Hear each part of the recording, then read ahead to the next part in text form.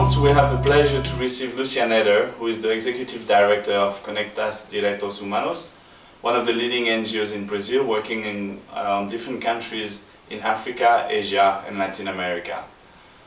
Lucia, good morning. This is a pleasure to have you. We've been working together in your organization, my organization, for many years now. You've been very engaged in many UPRs, but especially in Brazil.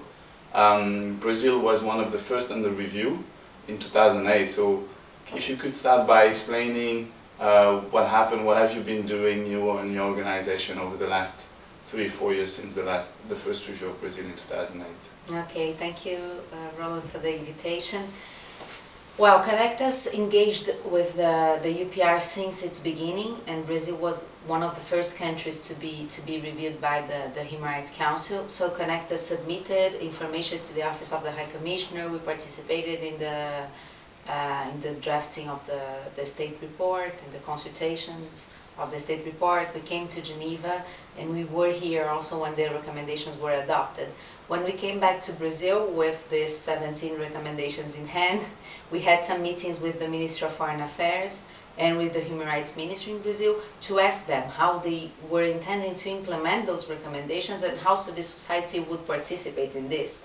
And we also had a public hearing at the Congress to discuss this and other UN recommendations.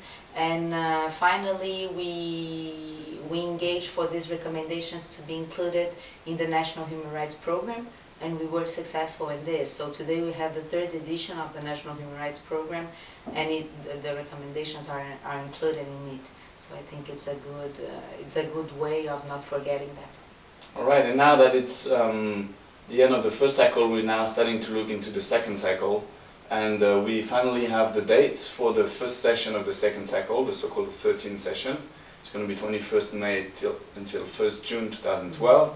So again, Brazil will be up for review. We know the deadline for NGO submissions that just came out as well. Have you been able to engage so far in terms of submissions, in terms of lobbying, and what's going to be your approach for this second cycle?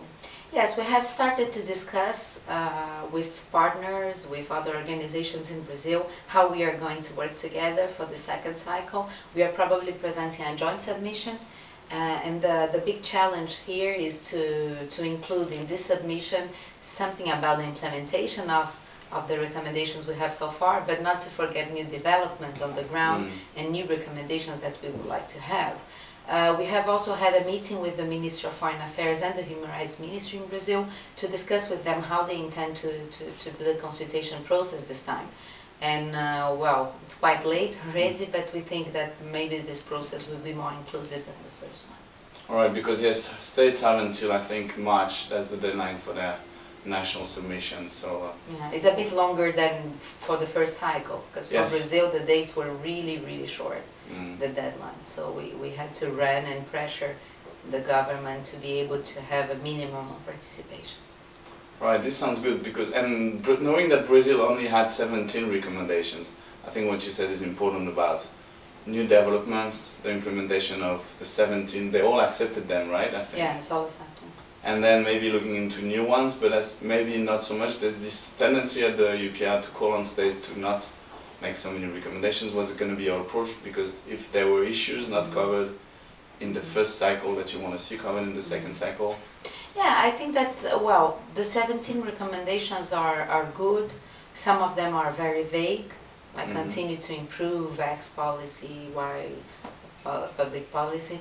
But some of them are also concrete. For instance, to approve an access to information law in Brazil that we are still pending.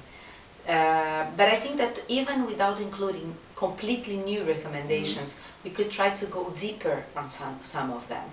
So the recommendations that are vague and deal with torture, for instance, how can we make them more concrete in the second cycle? What exactly do we need to improve the fight against torture in Brazil?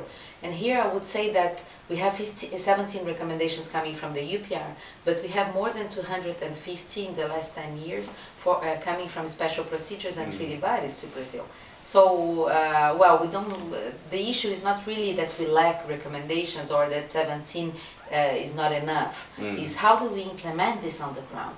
and also in countries like Brazil, where you have institutions, you have good laws at the national level, how these recommendations together with national laws are implemented to change people's real life. Yeah, and maybe to see the, as you said, interactions between the different mechanisms and how all those recommendations should be examined together. Yes, and not separately. Including those of the Inter-American system. Yeah. So how do we have an integrated approach of all these recommendations, and we are able to choose some of them and to work, you know, in a deep way with them at the national level. I think this is key, that NGOs, we have this mantra of implementing recommendations, but what are we really talking about? What recommendations, which of them? Like, we have priorities. At Conectas, we focus, in Brazil, we focus on the fight against torture, prison conditions, access to medicines and right to health, and access to justice in general. So maybe we should focus only on the recommendations that are dealing with the subjects, and then to try to have a roadmap on how to implement, what are the steps to implement each of them. And this is in relation to the colloquium that Conectas is organizing.